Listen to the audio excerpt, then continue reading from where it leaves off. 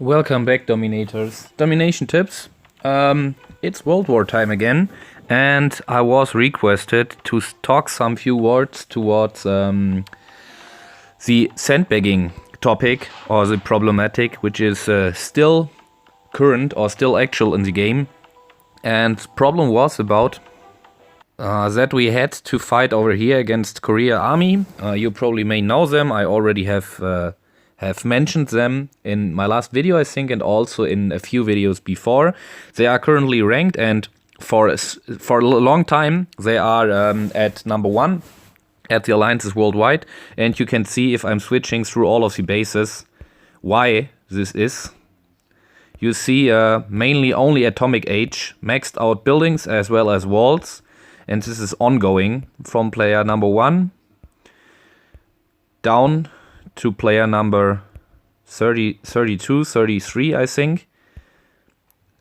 The total order or direction of players is also not very understandable. We see over here and in previous players, some player with obviously lower walls and also not all buildings atomic age maxed. And then over here we get another atomic age completely maxed player. The levels are also a little bit differing, which has the reason of not leveling farms and some other maybe progress in library and other things, or probably the matchmaking system itself is ranking the World War matchmaking system, the players, in another direction because of university research, which is not obviously or transparent to us, which we are scouting these bases from outside. So you can see it's going down. And enemy number, this was 35 World War, I think. So this is about sandbagging problematic, and the problem is that if only one alliance is starting it, and I'm not saying that Korean Army is the alliance who started it, but there are definitely some alliances, and most of the alliances are using this sandbag system, and therefore more and more other alliances use these as argument to also use the sandbag tactic for their own, only to fortify, or to justify, better to say, to justify using their own sandbag system to also drop their enemies and make World Wars in total easier. So it's impossible to find out backwards who started with this sandbagging, but it's definitely the case that nearly everyone, especially the top alliances, are now using this system, which is definitely... every player I talked to was not in favor of this system, but definitely most of the players, all I know, are using this system just to justify or to make sure that they have at least a chance in the World War, which is pretty sad and which makes me also pretty sad about DomiNations. But this is no new situation. The situation is quite old, and yeah. Like I mentioned already a couple of times, German Royals are quite a strong alliance, and also among the strongest German-speaking alliances, I would think so far. We also had some kind of chat and communication over here, which was highly intensive and also critical. I was announced to attack enemy number 6, which is definitely a challenge for me if we consider, or if we take into consideration that my army is nearly a global age maxed, except for the planes, I think. And yeah, let's see at enemy number 6, Jasmine City. I would definitely call this layout global age plus. We definitely see also some buildings which are not global age max, such as the the bunkers, but highly interesting buildings such as mortars. Tank depots are above global age, and also this is a maze layout, so we see no closed down chamber. All chambers are opened, and yeah, my approach would be to try the 50% victory at this base, starting from the top left corner, due to the fact that we have most, I think all, not all. Where is the last market? We have one tower down here. We have 1, 2, 3 markets over here, 1, 2, 3, 4 farms. Somewhere has to be another market which is not fairly upgraded. I cannot see him currently. But we also have the... oh, there is a market. So we have also an oil refinery over here. And where is the vault? The vault is... Wow, if you are searching for it, you are not finding. Over here is the vault. So all of these strong hit points buildings we have on top over here. And I wanted to start with my troops from the tower to let them spread out towards the building. Then I can use my first sabotage for the town center. Also deploying one of my wall miners, I think, over here to get the wall broken. Then when my troops are rushing for the town center, using one sabotage over here. When the mortar is still active, if the mortar is quite not active anymore, I don't know, I could use my sabotage over here to get the town center and the second mortar.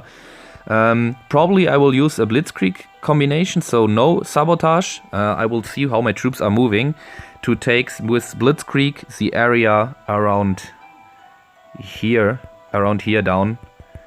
My main focus will be to get the tank depots and the town center, because the castle is that far away that that my troops will not be fast enough to get the castle in the time or during the duration of the blitzkrieg. I have again 2 sabotage and 3 decoys with me in total. Yeah, and I think 3 decoys. I will use my first decoy, I think, over here. If I'm locating it over here, it's in my opinion too close to the anti-tank gun, and I'm also not sure whether the mortars will keep on firing on it. So I think I will use it a little slightly outside. Then deploying, after these buildings are destroyed, deploying my wall miner to get the wall broken. Strength of the gladiator I will also use over here, I think. And then drop one of my generals and the donated troops afterwards over here. So the main center or the main stress of the attack will be definitely on this side over here, where I have to care about the mortars and then entering the base later on. So let's attack the base. You see over here we have again some kind of donation issue. Tactics are also ready. Let's see what we can get at enemy.